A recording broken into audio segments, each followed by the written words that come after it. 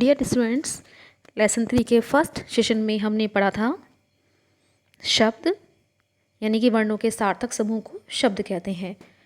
उसके भेद, शब्द के प्रकार,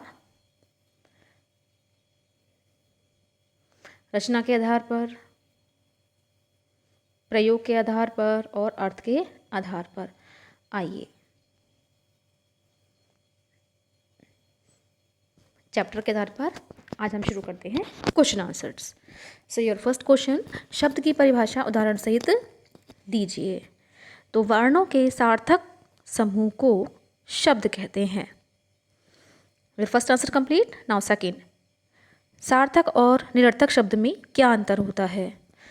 तो बच्चों, सार्थक शब्द वे होते हैं जिनका अपना कोई अर्थ होता है और निरर्थक शब्द वे होते हैं जिनका अपना कोई भी अर्थ नहीं होता।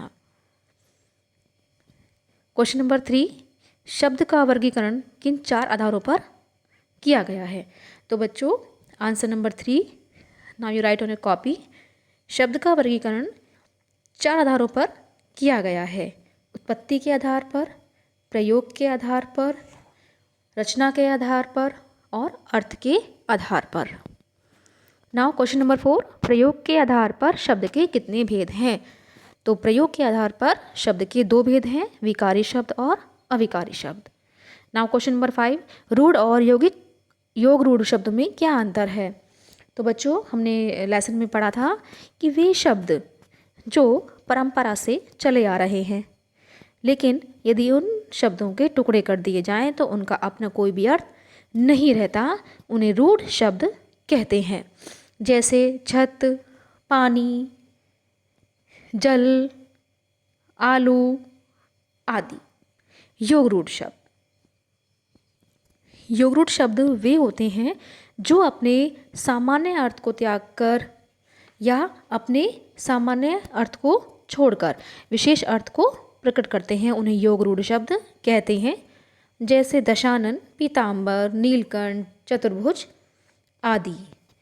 तो दशानन, इससे प्रतीत हो रहा है कि यहाँ पर रावण की ओर संकेत किया जा रहा है, यानी कि एक विशेष अर्थ, अपने अर्थ का त्याग कर देना और अन्य शब्दों का ग्रहण कर लेना।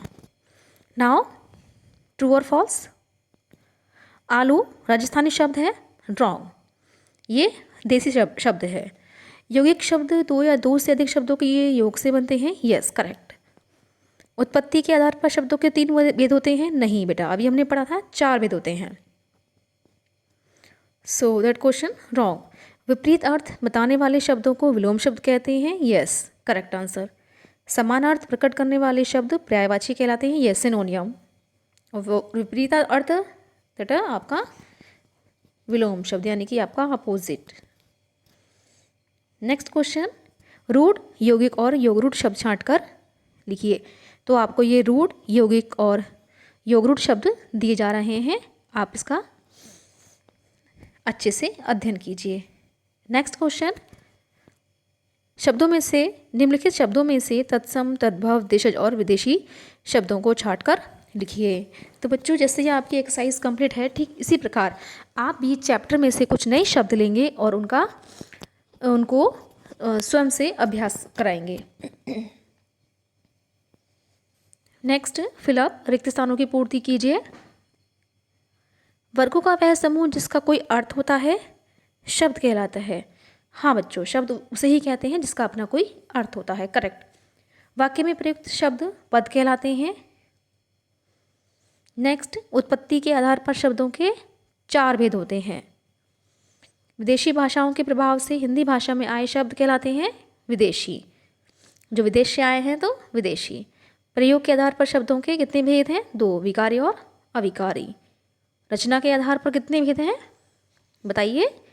रचना के आधार पर शब्दों के कितने भेद हैं? करेक्ट, 3 भेद होते हैं, रूढ़, यौगिक और योगरूढ़। रूढ़, यौगिक और योगरूढ़, ध्यान से सुनिए। तो बच्चों, आप इस लेसन की एक्सरसाइज अपनी कॉपी पर करेंगे और क्वेश्चन आंसर्स लर्न करेंगे। तो बच्चों, आज इतना ही। अब हम मिलेंगे नेक्स्ट सेशन में लेसन 4 के साथ। So thank you and stay safe.